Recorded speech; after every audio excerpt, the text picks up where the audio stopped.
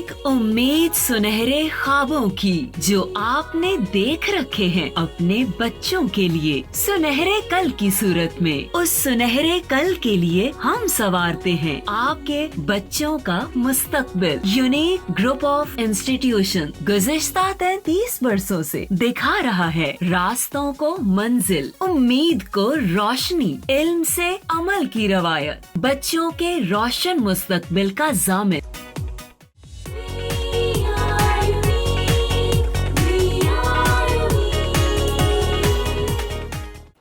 अस्सलाम वालेकुम स्टूडेंट्स, आज के लेक्चर नंबर 33 जिसमें हम चैप्टर नंबर 11 के न्यूमेरिकल प्रॉब्लम्स कर रहे थे। हम इससे पहले बेटा 11.4 तक न्यूमेरिकल प्रॉब्लम एक्सरसाइज वाले कर चुके हैं।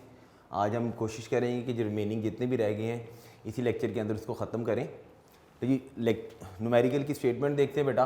वही पुरानी चीज़ें मैंने कहा था, स्टेटमेंट पढ़ें साथ साथ डाटा अपना जनरेट करते रहें। तो पहली हेडिंग बेटा हमारी वही डाटा की, हम उसी मेथड के साथ करेंगे जिस तरह हमने पहले वाले किए हैं। डाटा में देखिएगा, कहते हैं एक marine survey ship sends a sound wave straight to sea bed. मैं एक छोटी सी डायग्राम बना रहा हूँ सिर्फ आपको समझाने के लिए, आपने बनानी नहीं है। ये सी बेड है, ठीक है, यहाँ पर एक शिप है, ठीक है। वो क्या कर रही है, वो साउंड वेव नीचे भेज रही है। It receives an echo 1.5 second later. देखिएगा साउंड यहाँ से गया, इसको स्ट्राइक करके, दिस इज सी बेड, इसको स्ट्राइक करके बेटा यहाँ से रिटर्न बैक होके वापस आया। जाने के लिए भी उसने टाइम लिया वापस, यानी ये है टाइम जाने का और इधर उसका टाइम वापस आने का। The speed of sound in sea water is 1500। अगर स्पीड ऑफ साउंड हमें v की वैल्यू पता है 1500 मीटर पर सेकेंड, तो हमने क्या फाइंड आउट करना है, find depth of sea at this position. भाई ये पोजीशन, इस पोजीशन पर ये डेप्थ आपने निकालनी है कितनी है। ये डेप्थ का मतलब क्या हो गया, इस शिप से लेकर इस सी बेड तक का क्या चीज़, डिस्टेंस। डिस्टेंस यहाँ पे किस चीज़ को इंडिकेट कर रहा है, डेप्थ को। तो ये हमने डेप्थ फाइंड आउट करके बतानी है। फार्मूला हम वही S is equal to we T का, ठीक है जी। अब आ जाइए ज़रा डाटा की तरफ।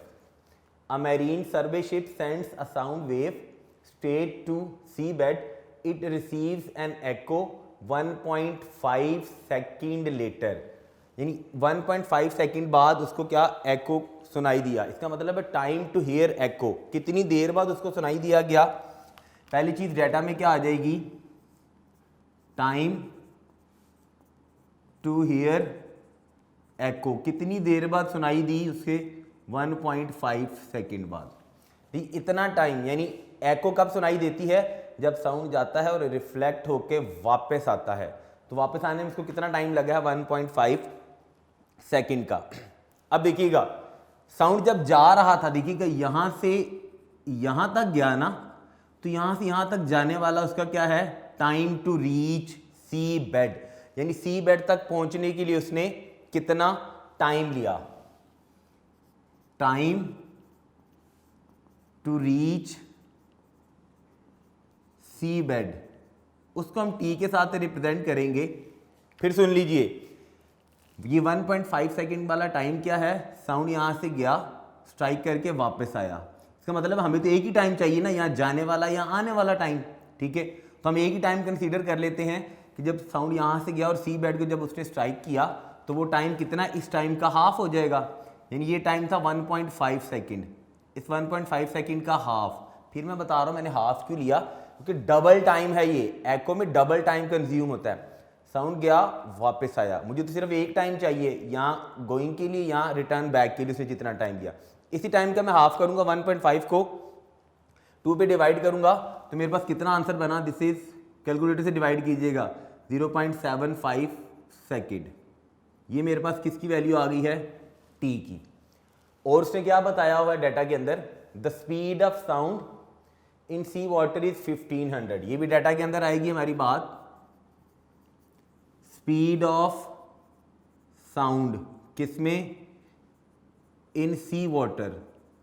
स्पीड को हम रिप्रेजेंट करते हैं किसके साथ, v के साथ। वो वैल्यू बेटा कितनी दी हुई उसने 1500 मीटर पर सेकंड की। इतना सारा डाटा है। Find the depth of sea at this position, कि हमने सी की डेप्थ फाइंड आउट करनी है इस पोजीशन पर। डेप्थ ऑफ सी का मतलब क्या है, ये है ना डेप्थ, ही डिस्टेंस। वो डिस्टेंस को हम किसके साथ रिप्रेजेंट करेंगे, या डेप्थ को किसके साथ रिप्रेजेंट करेंगे, एस के साथ। तो फाइंड आउट में डाटा के बाद अगली हेडिंग हमारी बेटा क्या चीज़, टू फाइंड। टू फाइंड में हमने सिर्फ क्या फाइंड आउट करके बतानी है, इतना सारा portion, depth of sea at this position. ले जी यहां पे आ गई क्या चीज, डेप्थ ऑफ सी, उसको हम किसके साथ रिप्रेजेंट करेंगे, एस के साथ। फॉर्मूला देखिएगा, इसको टाइम को और वी को मिला के एक ही रिलेशन बनता है हमारा ये। तो फार्मूला हमारा जो हमने फार्मूला यूज करना है,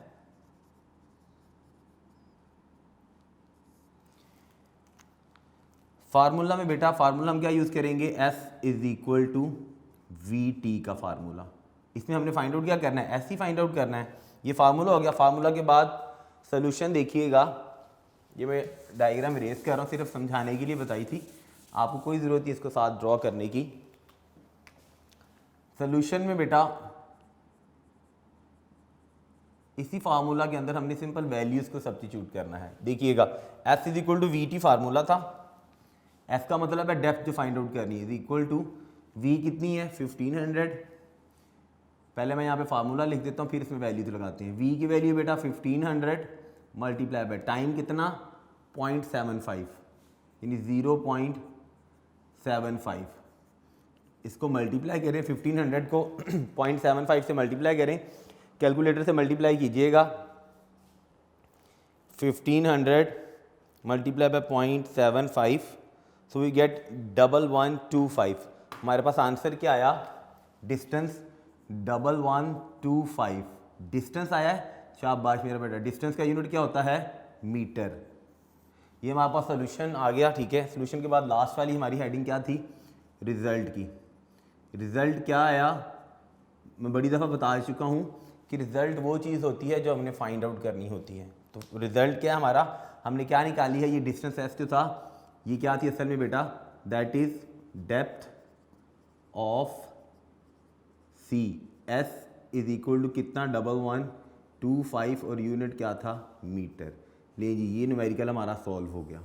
दूसरा वाला न्यूमेरिकल देखिए 11.6, उसमें कहता है a student clapped his hand near a cliff. छोटी सी डायग्राम बना के समझाता हूँ। यहाँ पे एक स्टूडेंट खड़ा है, ठीक है जी। स्टूडेंट ने यहाँ पे क्या किया, क्लैप किया। इसके सामने यहाँ पे एक क्लिफ है, ठीक है जी। अब देखिए, and heard the echo after 5 second. भाई यहां से क्लैप किया, साउंड यहां से इधर गया और फिर वापस आया, यानी जाने के लिए भी उसने एक टाइम लिया और आने के लिए भी उसने टाइम लिया। ये उसको एको, जाने का और वापस आने के टाइम से क्या चीज़ प्रोड्यूस हुई है, जो एको उसको सुनाई दिया है वो कितनी देर बाद सुनाई दिया है, 5 सेकेंड बाद। भाई 5 सेकंड बाद उसको एको सुनाई दिया। तो हमने ये टाइम 5 सेकंड का तो नहीं ना काउंट करना, हमें तो टाइम यहाँ इधर जाने वाला या वापस आने वाला एक टाइम हमें रिक्वायर्ड है ना, तो हम इसीलिए इस टाइम का क्या ले लेते होते हैं, हाफ ले लेते होते हैं। अब जी फिर वही बात, पहली चीज बेटा डाटा में क्या है, and heard the echo after 5 second. Echo की आवाज उसको सुनाई दी 5 सेकंड बाद, इसका मतलब है फिर वही चीज, टाइम टू हियर एको। कितनी देर बाद एको सुनाई दी है उसको, 5 सेकंड बाद। कितनी देर बाद एको सुनाई दी, आफ्टर 5 सेकंड बाद। अब देखिएगा, यहां था स्टूडेंट, उसने क्लैप किया, तो ये टाइम है ना, टाइम टू रीच, यानी यहां से लेकर साउंड ट्रेवल करके गया, इस क्लिफ को स्ट्राइक किया, जिसका मतलब है टाइम टू रीच क्लिफ है वो हमारा होगा t. Time to reach cliff, भाई क्लिफ तक पहुंचने में उसने जो टाइम टी लिया है, पहुंचने में सिर्फ, वो क्या है, इस टाइम का हम क्या ले लेंगे बेटा, हाफ।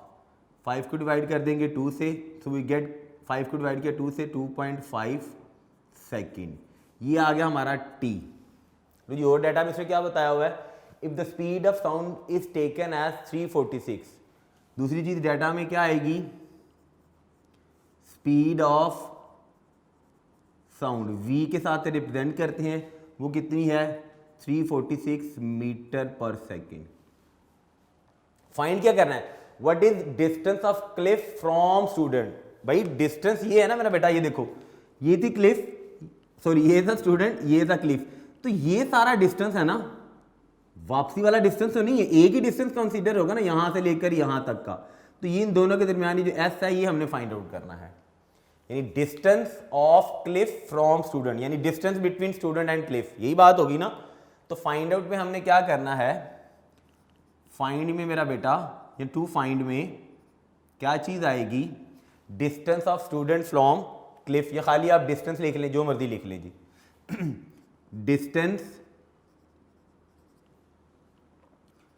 ऑफ स्टूडेंट कहां से, फ्रॉम क्लिफ से। उस डिस्टेंस को मैं किसके साथ रिप्रेजेंट करूंगा, एस के साथ। ठीक वही बात, फार्मूला डिस्टेंस, स्पीड और टाइम एक ही रिलेशन में बनता है।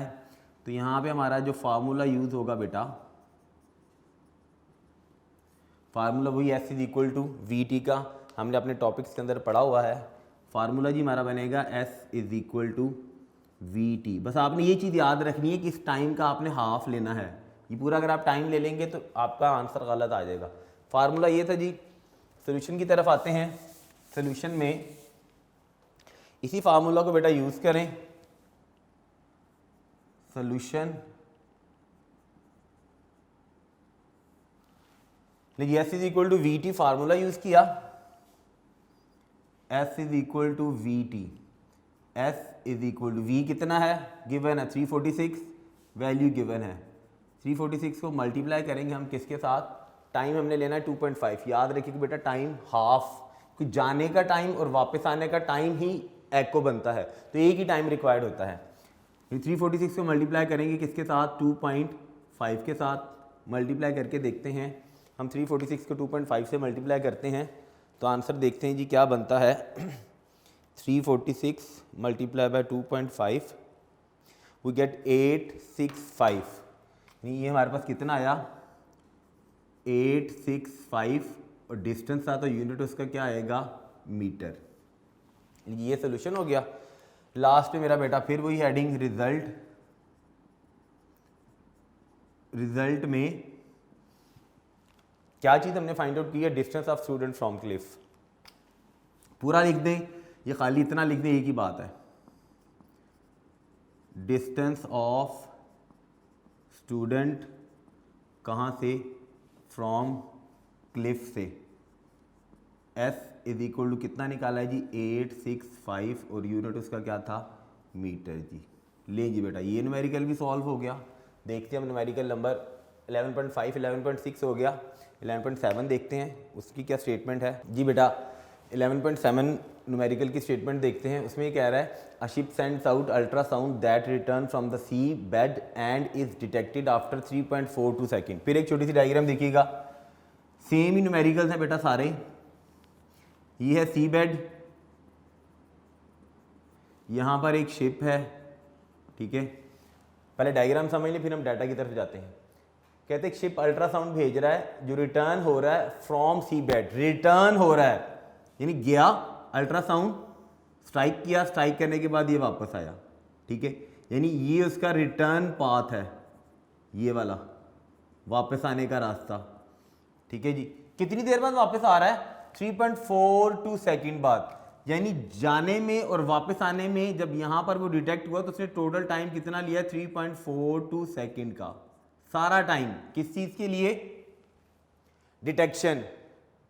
If the speed of ultrasound through the sea water is, अगर कहता है ये सी वाटर के अंदर स्पीड v होती है 1531 मीटर पर सेकेंड है, तो हमने क्या फाइंड आउट करना है, what is the distance of sea bed from the ship. देखिएगा वही पुराना वाला न्यूमेरिकल, ये शिप था यानी यहां से लेकर यहां तक ये सी बेड है, तो ये सारा मेरा बेटा क्या निकालना है हमने, यानी ये एक्चुअली डेप्थ है ना, डेप्थ क्या है हमारा, हमने इसको क्या लेना है, डिस्टेंस।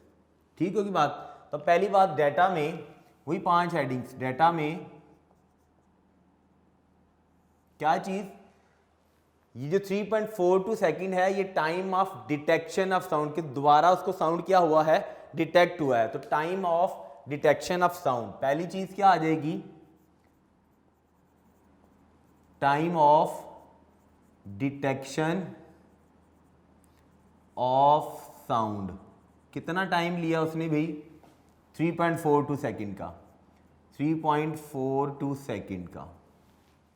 अच्छा जी, उसके बाद क्या चीज है, देखिएगा ये साउंड यहां से गया, रिटर्न बैक होके वापस आया, हमें तो एक ही टाइम चाहिए ना, यहां ये टाइम ऑफ सेंडिंग ऑफ, ये सेंड हो रहा है ना, time of sending of sound या time of returning of sound, कोई एक टाइम हमने कंसीडर करना है, दोनों तो नहीं ना लेने होते टाइम, यानी जाने में और वापस आने में टोटल इतना था, तो यहाँ जाने वाला टाइम ले लें या वापस आने वाला टाइम ले लें, जो मर्जी लिख लें। तो मैं जाने वाला टाइम लिख रहा हूं, टाइम ऑफ सेंडिंग साउंड, दोनों एक ही हैं, time of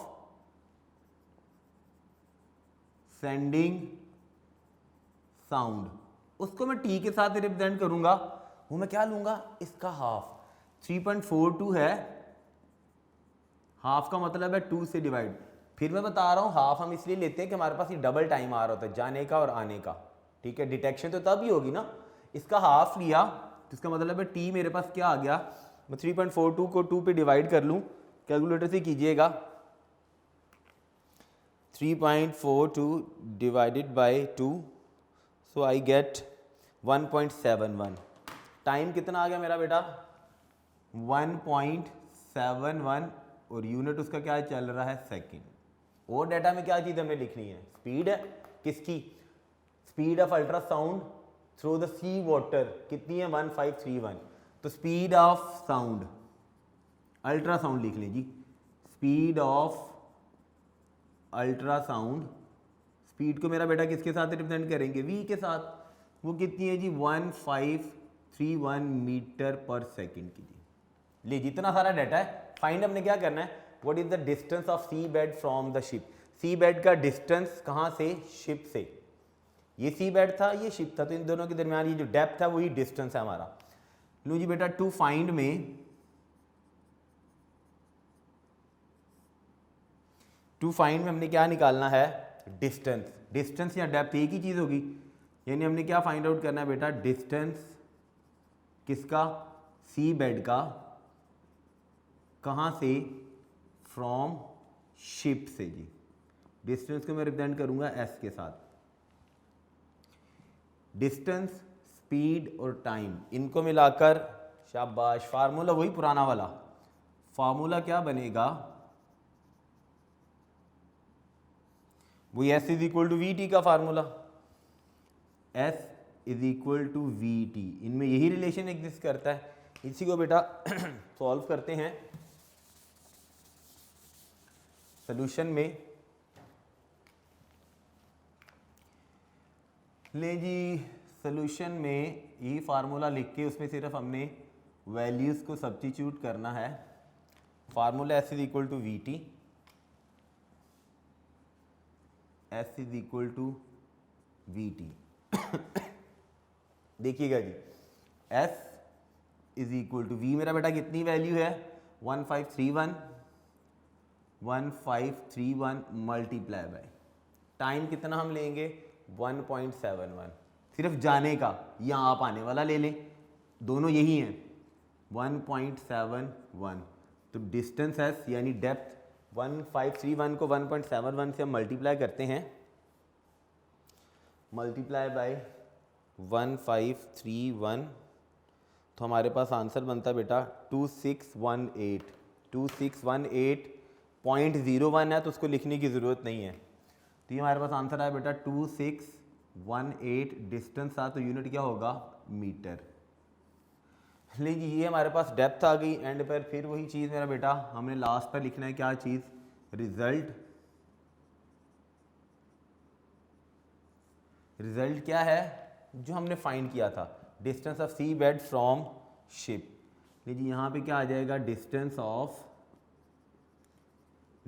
of sea bed, कहाँ से, फ्रॉम शिप से, S इज इक्वल टू कितना निकाला है, 2618 मीटर। लेंगे बेटा ये आ गया हमारे पास एंड पर रिजल्ट। ठीक है जी, 11.8 न्यूमेरिकल देखें, इतनी लेंथी स्टेटमेंट है बच्चों को सिर्फ कंफ्यूज करने के लिए, हालांकि बहुत सिंपल है। समझिए पहले न्यूमेरिकल को, वही पहली हेडिंग डाटा हम साथ साथ बनाते जाते हैं। कहता क्या है, कहता है the highest frequency sound human can hear is about 20,000 hertz. हमें पता है ना, हमने ऑडिबल फ्रीक्वेंसी रेंज पढ़ी हुई है कि हमारी कहाँ से स्टार्ट होती है, 20 हर्ट्ज से लेकर कहाँ तक जाती है, 20,000 हर्ट्ज तक। कितनी है ना हमारी रेंज ह्यूमंस की। ये हमारी क्या है, ये हमारी लोएस्ट रेंज है, ये हमारी क्या है, हाईएस्ट। ऐसे ही है भाई, यही है ना हमारी ऑडिबल फ्रीक्वेंसी रेंज। अब क्वेश्चन उसका क्या है, the highest frequency sound human can hear is about कितनी है, 20,000 हर्ट्ज की। 20,000 हर्ट्ज की, इसका मतलब है highest frequency level of sound जो है एक आ गया, वो कितना दिया उसने, 20,000 हर्ट्ज का। तो पहला वाला डाटा में क्या चीज आ गई, हाईएस्ट फ्रीक्वेंसी ऑफ क्या चीज, साउंड। वो कितनी गिवन है, एफ कितनी गिवन है जी, 20,000 हर्ट्ज की। मैं इसको F1 ले लेता हूँ क्योंकि एक और भी मेरे पास उसने फ्रीक्वेंसी दी हुई है, लोएस्ट भी दी हुई है। यहाँ पे लोएस्ट भी किसी जगह पे लिखी हुई है, अभी देख लेते हैं। अच्छा, कहता what is the wavelength of sound in air at this frequency. भाई इस हाईएस्ट फ्रीक्वेंसी पर हमने क्या चीज फाइंड आउट करनी है, वेवलेंथ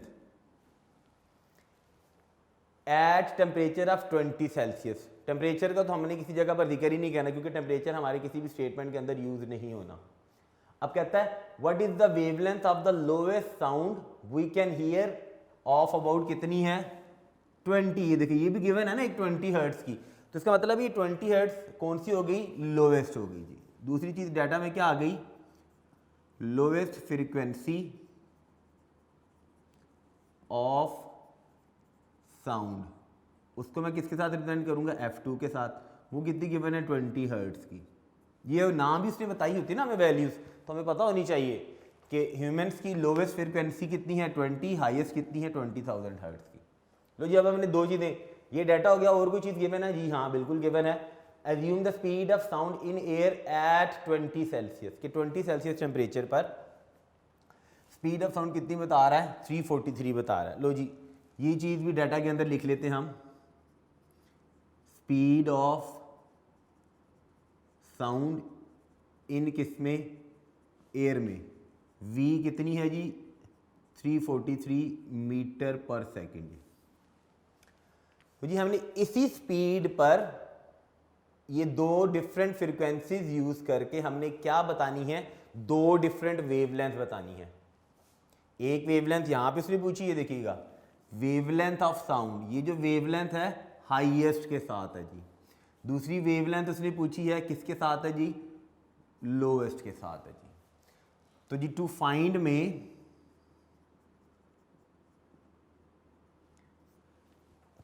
बेटा हमने क्या बतानी है, हमने दो बतानी है, वेवलेंथ ऑफ हाईएस्ट साउंड, जी एक हमने बतानी है जी wavelength of highest sound. Wavelength का सिंबल लैम्डा था, हाईएस्ट की फ्रीक्वेंसी मैंने F1 की थी, तो मैं इसकी वेवलेंथ को λ1 कर लेता हूँ। एक ये मैंने बतानी है। दूसरी मैंने क्या बतानी है बेटा, दूसरी मैंने बतानी है जी वेवलेंथ ऑफ लोएस्ट साउंड, हल्की आवाज़ की वेवलेंथ। वो भी वेवलेंथ का सिंबल लैम्डा था, क्योंकि फ्रीक्वेंसी अगर F2 थी तो मैं यहाँ पे भी क्या लिख लूँगा, λ2। ये दोनों चीज़ें मैंने बतानी है बेटा। ये टू फाइंड हो गई। फार्मूला, दो फार्मूला हम यूज़ करेंगे क्योंकि हमने दो डिफरेंट वैल्यूज़ बतानी है। फार्मूला एक ही है, उसी के दो हिस्से हम बनाते हैं। देखिएगा वी, एफ और लैम्डा में रिलेशन हमने चैप्टर नंबर 1 में पढ़ा था। v इज इक्वल टू क्या चीज़, एफ लेमडा, फार्मूला यही है ना जी, v तो यही रहेगा, यहाँ पे हम क्या यूज़ करेंगे f1 और लेमडा 1। ऐसे ही हम एक और फार्मूला यूज़ करेंगे v इज इक्वल टू, क्योंकि दोनों के लिए v सेम है, ये सेम है, ये उसने चेंज नहीं किया, 343 मीटर पर सेकेंड। तो यहाँ पे क्या आएगा, f2 लेमडा 2 जी। ले ये फार्मूला हो गया। सोल्यूशन में पहले एक फार्मूला का यूज़ करके वेवलेंथ निकालते हैं। इसकी अगर मैं थोड़ी सी शेप यहाँ पे चेंज करूँ, ये आपकी आसानी के लिए कर रहा हूँ, देखिए इसकी अगर मैं शेप चेंज करूँ मेरा बेटा, शेप चेंज करके ये क्या बन जाएगा, लेमडा 1 मैंने फाइंड आउट करना है ना, यहाँ f1 मल्टीप्लाई और इधर जाके क्या हो जाएगा, डिवाइड। इसका मतलब क्या बन जाएगा, v over f1 is equal to lambda 1। आपकी सहूलत के लिए किया। ऐसे ही सिमिलरली इसकी भी मैं अगर शेप चेंज करूँ, ठीक है, इसकी शेप चेंज करके इसको मैं ऐसे लिख सकता हूँ, आगे लिख देता हूँ इसको कि v ओवर f2 इधर जाके डिवाइड हो गया, f2 is equal to lambda 2। दो डिफरेंट वेवलेंथ के लिए फार्मूला बन गया हमारा। लेकिन सोल्यूशन में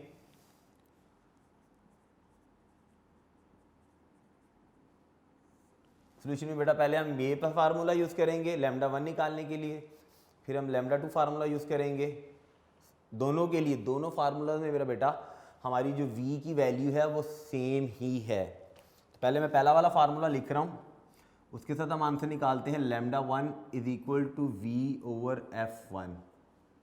इधर ही कर लेते जी, v कितना, 343, 343 इसको डिवाइड करेंगे मेरा बेटा f1 देखिएगा कितनी थी, 20,000 हर्ट्ज,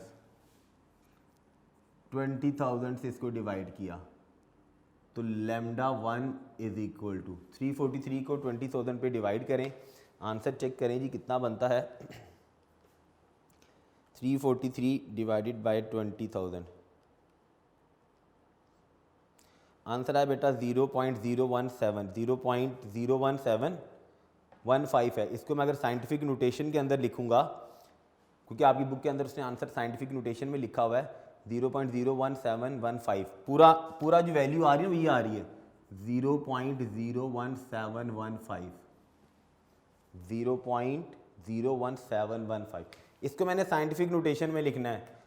मैथ में आपने पढ़ा साइंटिफिक नोटेशन क्या होती है, यानी ये मेरा सबसे पहला वाला नॉन जीरो डिजिट है, तो पॉइंट ने यहाँ पर शिफ्ट होना है ना, जब इस पॉइंट को मैं इस जगह पर शिफ्ट करूँगा तो this become 1.71 multiply by 10 raise to power, कितने डिजिट्स मूव किए हैं, 2, तो यहाँ पे क्या आ जाएगा, लेफ्ट से मैं राइट पर गया तो -2, ये मेरे पास क्या आ गई वैल्यू बेटा, दिस इज लेमडा 1।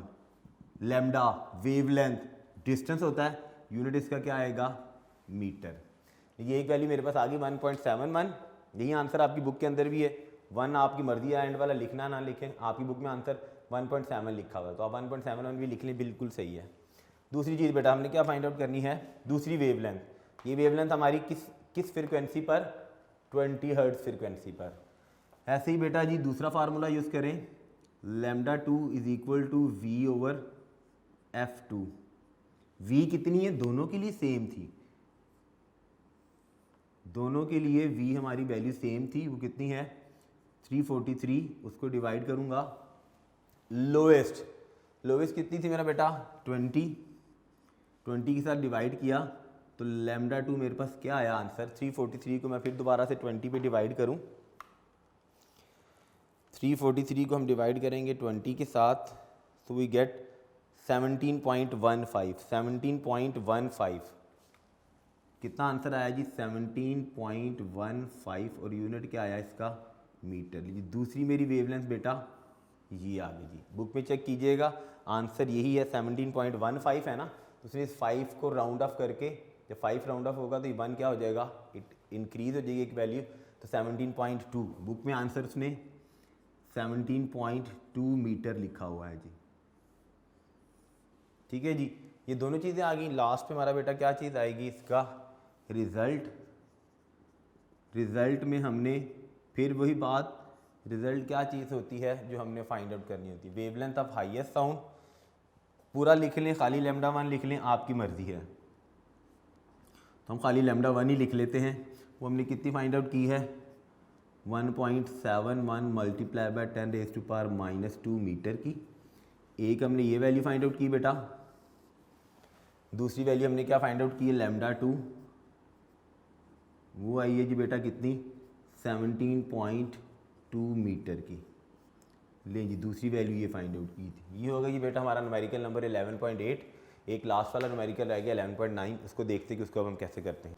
जी बेटा 11.9 न्यूमेरिकल की स्टेटमेंट देखते हैं। लास्ट वाला न्यूमेरिकल है हमारे चैप्टर का, चैप्टर नंबर 11 का। स्टेटमेंट में कहता है a sound wave has a frequency 2 kilohertz. जी बेटा पहली चीज़ डाटा में हमारे पास क्या चीज़, जैसे जैसे वैल्यूज़ आती जाती हैं वैसे वैसे डाटा में लिखते जाइए। अ साउंड वेव है फ्रीक्वेंसी, खाली फ्रीक्वेंसी लिख लें, यहाँ आपकी मर्जी है लिख लें फ्रीक्वेंसी आप साउंड वेव, जो मर्जी लिख लें जी, जिस तरह से मर्जी लिख लें। पूरी लिख के बताएंगे एग्जामिनर को फ्रीक्वेंसी ऑफ किस चीज़ की, साउंड वेव की। फ्रीक्वेंसी को एफ के साथ रिप्रेजेंट करते हैं, वो उसने दी हुई 2 किलोहर्ट्ज़। शाबाश मेरा बेटा। साथ ही यूनिट चेंज करने, क्योंकि फ्रीक्वेंसी का यूनिट हर्ट्ज़ था तो मैं इसका यूनिट इधर ही चेंज करने लगा हूँ। किलो का मतलब होता है 10⁻3, तो 2 मल्टीप्लाई बाय 10⁻3 का मतलब क्या है 1000 हर्ट्ज़। 2 को 1000 से मल्टीप्लाई किया सो वी गेट 2000 हर्ट्ज़। ये मेरे पास आ गई F frequency. And wavelength 35 centimetre. किसकी वेवलेंथ है, वेवलेंथ ऑफ साउंड वेव। लो जी दूसरी चीज़ बेटा क्या आ गई, वेवलेंथ ऑफ साउंड वेव।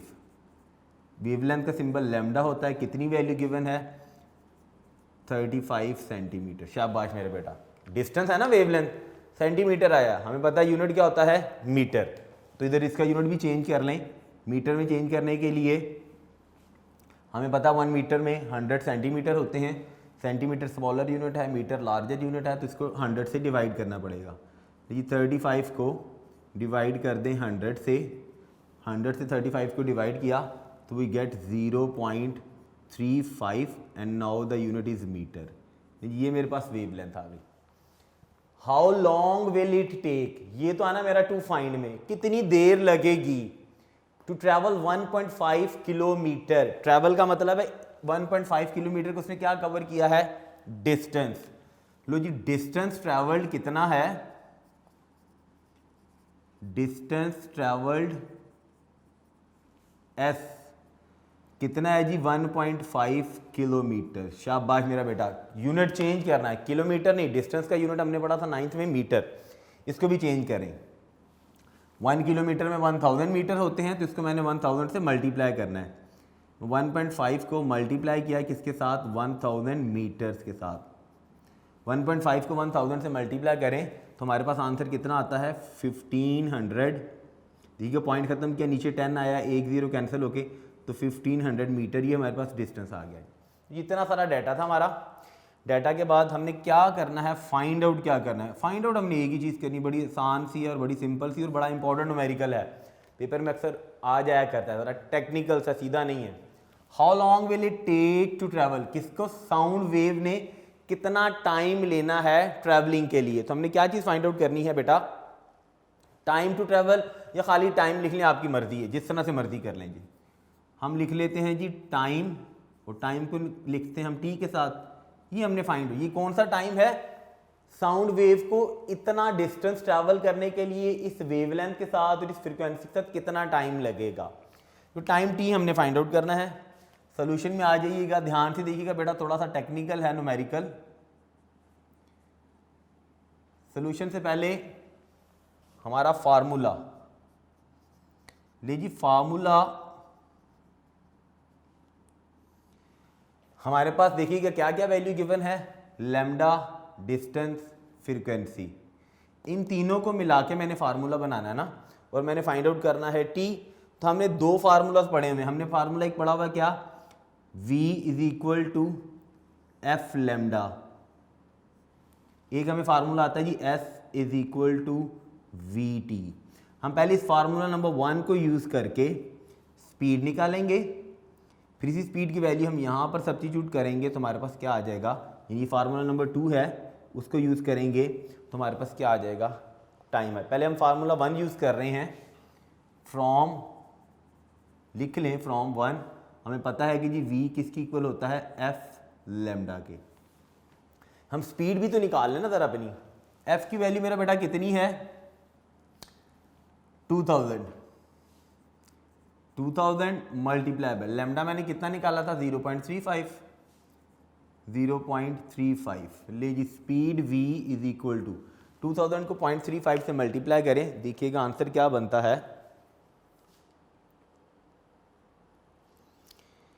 2000 को मल्टीप्लाई किया 0.35 के साथ, सो वी गेट 700। स्पीड कितनी आ गई 700 और यूनिट क्या आएगा शाबाश मीटर पर सेकंड। ये मेरे पास एक v आ गया। ये v मैंने क्यों फाइंड आउट किया, स्पीड ऑफ साउंड मैंने इसलिए फाइंड आउट की कि मैंने अपनी इस फार्मूला में यूज़ करनी है, s is equal to we T formula में यूज़ करनी है जी। As we know s is equal to क्या है वी टी, यहाँ लिख ले फ्रॉम टू फार्मूला टू जो आपने लिखा हुआ है। s कितना है हमारा बेटा 1500, s की जगह मैंने वैल्यू लगाई 1500 इक्वल टू साथ साथ रहिएगा बेटा, स्पीड मैंने अभी कितनी फाइंड आउट की है 700। लीजिए यहाँ पे आ गया 700 मल्टीप्लाई बाय टी तो फाइंड आउट करना है तो उसको मैं वैसे ही लिख दूंगा। ले जी 1500 को 700 से डिवाइड करें, 1500 डिवाइड क्यों करें, देखिए यहाँ मल्टीप्लाई हो रहा है तो इस तरफ जाके इसलिए क्या हो जाना है डिवाइड, 700 यहाँ पे आ गया इक्वल टू रह गया टी, आसान हल 2 0 कैंसिल हो गए, क्या रह गया मेरे पास 15/7 इज इक्वल टू 15 को 7 से डिवाइड करते हैं तो आंसर देखते हैं जी क्या बनता है 15 डिवाइडेड बाय 7 वी गेट 2.14 आपकी बुक में आंसर लिखा हुआ उसमें 2.1 लिखा हुआ, आपकी मर्जी आप जो मर्जी आंसर लिख दें। हमारे पास टाइम आया बेटा क्या चीज़ टी मेरे पास आई 2.14 पूरी वैल्यू ये आई है, यूनिट उसका क्या था सेकंड था जी शाबाश। ये आ गया जी सोल्यूशन के बाद लास्ट क्या आएगा मेरा बेटा रिजल्ट में क्या आना है जो चीज़ हमने फाइंड आउट की, क्या हमें चाहिए था टाइम था। टाइम किसके लिए साउंड वेव को ट्रैवल करने की, बस सिंपल सा आप यहाँ पे ऐसे ही लिखें time t is equal to कितना निकाला है 2.14 और यूनिट क्या है सेकंड। तो जी बेटा यहाँ पे हमारे ये सारे न्यूमेरिकल प्रॉब्लम्स 11.9 तक ख़त्म हो गए। ठीक है, इंशाल्लाह हम अपने नए लेक्चर में chapter number 12 geometrical optics start करेंगे। ठीक है, तब तक के लिए बेटा अपना बहुत सारा ख्याल रखिएगा। और जाते हुए वो पुरानी बात हम कर रहे थे कल अपने प्रीवियस लेक्चर में कि मैं बता रहा था आपको कि रब्बुल आलमीन ने कलमा कैसे तराजू में तोल के बनाया हुआ है। ठीक है, याद करें पुरानी बात में यहाँ तक पहुँच गया था कि जी अल्लाह ने जब अपना नाम बनाया तो उसके 4 हरफ, अल्लाह 4 हरफ थे, मोहम्मद 4 हरफ थे, अहमद 4 हरफ थे। ऐसे ही जब रब्बुल आलमीन ने कलमा बनाया ला इलाहा इल्लल्लाह, उसमें भी कितने हरफ हैं 12 हरफ। मोहम्मदुर रसूलुल्लाह उसमें भी कितने हरफ हैं 12 हरफ। 12 हरफ ला इलाहा इल्लल्लाह में और मोहम्मदुर रसूलुल्लाह में कितने हरफ हैं 12 हरफ। तो देखिएगा तराजू में तोल के बना हुआ है। मैं बता रहा था, याद करें, मैं ये बात बता रहा था आपको, जो नुक्ते वाले हरूफ होते हैं वो कमज़ोर होते हैं। तो पूरे कलमे में ला इलाहा इल्लल्लाह मुहम्मदुर रसूलुल्लाह में आपको कोई नुक्ता नज़र नहीं आएगा। ठीक है, तो बग़ैर नुक्ते वाले सारे हरूफ हैं जो बहुत ताकतवर हैं, जिनको अपनी चीज़ अपना मतलब समझाने के लिए किसी चीज़ की ज़रूरत नहीं है। ये थी कलमा को रब्बुल आलमीन ने किस तरह तराजू में तोल कर बनाया। ठीक है बेटा, इंशाल्लाह नए लेक्चर में नया चैप्टर हम स्टार्ट करेंगे। ठीक है, तब तक के लिए बेटा अपना बहुत सारा ख्याल रखिएगा। अल्लाह हाफिज़।